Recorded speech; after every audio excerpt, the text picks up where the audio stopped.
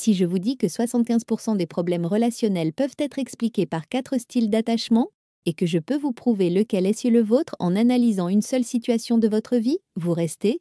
Préparez-vous à une révélation qui pourrait bien transformer toutes vos relations. Pause dramatique, regard caméra. Aujourd'hui, nous allons décortiquer la théorie de l'attachement à travers 3 scénarios que vous avez forcément vécus.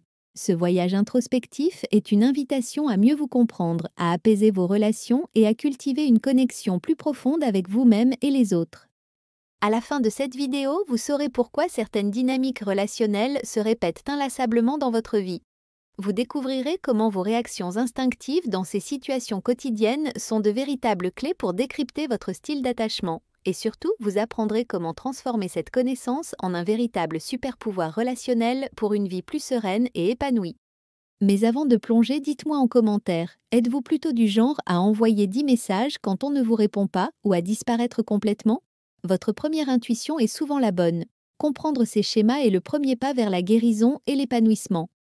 Imaginez la scène et elle a vu votre message à 14h37 et il est maintenant 22h15. Le silence s'étire, lourd de significations potentielles. Que se passe-t-il dans votre esprit et votre corps face à cette absence de réponse? Si vous avez un style d'attachement anxieux, une boule se forme dans votre ventre.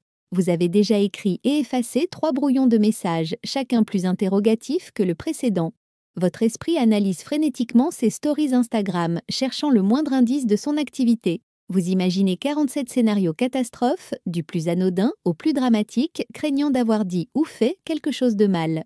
Cette attente est une véritable torture émotionnelle. Vous ressentez un besoin impérieux de réassurance, une peur viscérale d'être abandonné ou oublié. Chaque minute qui passe sans réponse amplifie votre insécurité, vous poussant à vouloir combler ce vide par une action même si elle est contre-productive. Votre valeur semble dépendre de la rapidité de sa réponse. Pour l'attachement évitant, la réaction est souvent un soupir de soulagement. Tant mieux, j'ai autre chose à faire, pensez-vous, peut-être même avec une pointe d'agacement. Vous mettez votre téléphone en mode avion et sortez avec vos amis ou vous plongez dans une activité solitaire. L'absence de réponse est perçue comme une opportunité de préserver votre indépendance.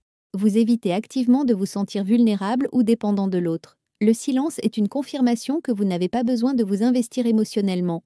Toute tentative de connexion trop intense est perçue comme une menace à votre autonomie. Vous préférez la distance à l'intimité qui peut vous sembler étouffante. Si votre style est désorganisé, vous oscillez entre des réactions extrêmes. Un instant, vous êtes sur le point d'envoyer un message furieux, plein de reproches. L'instant d'après, vous envisagez de supprimer son numéro et de disparaître de sa vie. Puis, une vague de culpabilité vous submerge pour ces pensées contradictoires. Cette ambivalence est épuisante. Vous désirez la connexion mais craignez la proximité, ce qui crée un conflit interne constant. Le silence réactive des blessures de profonde, vous laissant dans un état de confusion et de détresse. Vous ne savez pas comment réagir car aucune option ne semble juste ou sécurisante. Avec un attachement sécure, vous vous dites simplement qu'il a peut-être une bonne raison de ne pas répondre immédiatement. Vous continuez votre journée normalement, sans anxiété excessive. Vous avez confiance en la relation et en la personne, sachant qu'une réponse viendra quand ce sera possible. Vous ne prenez pas le silence personnellement? Votre estime de vous ne dépend pas de la validation externe. Vous êtes capable de gérer l'incertitude sans paniquer car vous vous sentez en sécurité dans la relation. Cette sérénité vous permet de maintenir votre équilibre émotionnel. Alors, vous vous reconnaissez où? Votre première réaction est un indice précieux. Vous vous disputez pour la première fois, vraiment. Pas juste un petit désaccord, une vraie dispute avec des mots qui dépassent parfois la pensée. Le ton monte, les émotions sont à vif. Le truc fou? Votre façon de gérer cette dispute va déterminer si votre relation survit ou non. Pour l'anxieux, la dispute est une menace existentielle. Chaque mot dur est une confirmation de la peur d'être abandonné. Vous cherchez désespérément à apaiser le conflit, à vous excuser même si vous n'êtes pas en tort, ou à vous accrocher pour éviter la séparation. La peur de la rupture est omniprésente. Vous pouvez devenir très émotif, pleurer ou même menacer de partir pour tester la réaction de l'autre. Votre objectif est de restaurer la connexion à tout prix, quitte à sacrifier vos propres besoins. La dispute est un signal d'alarme qui active toutes vos insécurités profondes. L'évitant, lui, ressent un besoin irrépressible de fuir. La dispute est perçue comme une intrusion, une perte de contrôle. Vous vous fermez, devenez silencieux ou quittez la pièce. L'intimité émotionnelle du conflit est insupportable. Vous préférez la distance à la confrontation. Vous pouvez minimiser le problème, changer de sujet ou même blâmer l'autre pour éviter de vous sentir vulnérable. Votre mécanisme de défense est de vous retirer, de vous protéger de l'intensité émotionnelle. La dispute est un rappel que la proximité peut être dangereuse. Le désorganisé est pris dans un tourbillon de réactions imprévisibles. Un instant, vous êtes en colère et agressif, l'instant d'après, vous êtes effrayé et suppliant. Vous pouvez alterner entre l'attaque et la victimisation, créant un chaos émotionnel pour vous et votre partenaire. Cette confusion est le reflet de vos expériences passées. Vous ne savez pas comment vous comporter car les figures d'attachement de votre enfance étaient elles-mêmes imprévisibles. La dispute réactive un sentiment d'impuissance et de désespoir, vous laissant sans repère. Le Sécure aborde la dispute comme une opportunité de croissance. Vous exprimez vos besoins et vos sentiments calmement, écoutez l'autre avec empathie et cherchez une solution mutuellement satisfaisante. Vous savez que les désaccords sont normaux et peuvent renforcer la relation. Vous restez connecté émotionnellement tout en maintenant vos limites. La dispute n'est pas une menace, mais un défi à relever ensemble. Votre capacité à communiquer ouvertement et à réparer les liens est la clé de votre résilience relationnelle. Votre partenaire mentionne son ex dans une conversation de manière anodine ou plus significative. Ce scénario, en apparence simple, révèle souvent tes blessures d'attachement les plus profondes et tes insécurités cachées. La façon dont vous réagissez en dit long sur votre monde intérieur. Pour l'anxieux, la mention de l'ex déclenche une spirale de comparaison et d'insécurité. Vous vous demandez si vous êtes assez bien, si vous pouvez rivaliser avec le passé. Chaque détail sur l'ex est une source d'anxiété, alimentant la peur d'être remplacé ou de ne pas être aimé inconditionnellement. Vous pourriez poser des questions insistantes, chercher des défauts chez l'ex ou même devenir jalouse. Votre esprit est obsédé par l'idée que l'ex représente une menace pour votre place dans le cœur de votre partenaire. Cette situation réactive votre besoin constant de réassurance.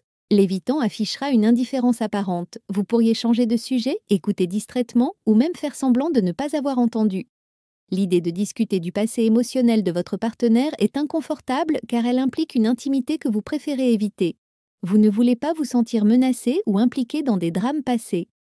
Votre mécanisme de défense est de vous détacher émotionnellement, de ne pas laisser cette information vous affecter. La conversation sur l'ex est une invitation à une proximité que vous rejetez. Le désorganisé sera pris entre la curiosité et la méfiance. Vous pourriez vouloir en savoir plus sur l'ex, mais chaque information reçue pourrait déclencher de la colère, de la tristesse ou de la confusion. Vous ne savez pas comment interpréter les intentions de votre partenaire. Cette situation réactive des schémas de trahison ou d'abandon. Vous pourriez alterner entre des réactions de jalousie intense et des moments de retrait total. Votre incapacité à réguler vos émotions vous laisse dans un état de désarroi face à cette information. Le Sécure aborde la mention de l'ex avec une curiosité saine et une absence de jugement. Vous comprenez que le passé fait partie de la vie de votre partenaire. Vous pouvez écouter sans vous sentir menacé et même poser des questions si cela vous aide à mieux comprendre votre partenaire. Vous avez confiance en votre relation et en votre valeur. La présence d'un ex dans le passé de votre partenaire ne diminue en rien votre importance actuelle.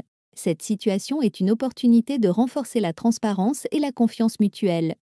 Maintenant que vous avez identifié votre style, voici le secret que personne ne vous dit. Votre style d'attachement n'est pas une fatalité, c'est un GPS émotionnel qui peut être reprogrammé.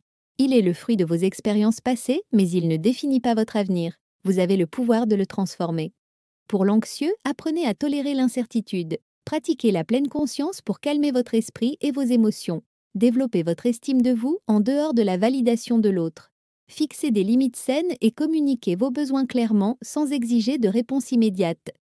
Pour l'évitant, osez la vulnérabilité. Pratiquez l'expression de vos émotions, même les plus inconfortables. Apprenez à demander de l'aide et à accepter le soutien. Engagez-vous dans des conversations profondes, même si elles font vous semble ne verra l'être. La proximité n'était pas une perte de liberté. Pour le désorganiser, cherchez la cohérence. Travaillez avec un professionnel pour guérir les blessures du passé. Apprenez à réguler vos émotions et à identifier vos déclencheurs. Développez des stratégies pour vous sentir en sécurité dans les relations en construisant des bases de solides. Pour le Sécure, continuez à cultiver cette force. Partagez vos stratégies avec les autres et soyez un pilier de soutien. Votre style est un modèle pour des relations saines et épanouissantes. N'oubliez pas que même le sécure peut avoir des moments de doute, et c'est normal. Voici un exercice simple mais puissant. Chaque soir, prenez quelques minutes pour réfléchir à une interaction de la journée qui a déclenché une réaction émotionnelle forte chez vous. Identifiez votre style d'attachement dans cette situation. Puis, imaginez comment une personne avec un attachement sécure aurait réagi. Visualisez-vous en train d'adopter cette réaction sécure. Répétez cet exercice chaque jour. Avec le temps, votre cerveau commencera à créer de nouvelles voix nettes, vous permettant de réagir de manière plus sereine et constructive. C'est un processus de reprogrammation douce et efficace. Si cette vidéo vous a fait réaliser des choses importantes sur vous-même, partagez-la avec une personne qui a besoin de l'entendre. Votre partage peut être le début d'une transformation pour quelqu'un d'autre. Écrivez en commentaire votre style d'attachement ou celui que vous pensez avoir et le scénario qui vous a le plus marqué. Votre témoignage est précieux et peut aider d'autres personnes à se sentir moins seules dans leur parcours. Et si vous voulez aller plus loin dans votre guérison relationnelle, j'ai préparé une série complète sur chaque style d'attachement avec des outils et des exercices concrets pour vous accompagner. La prochaine vidéo sort dans 3 jours. Abonnez-vous et activez la cloche pour ne pas la rater. Votre cœur mérite d'être décodé avec bienveillance.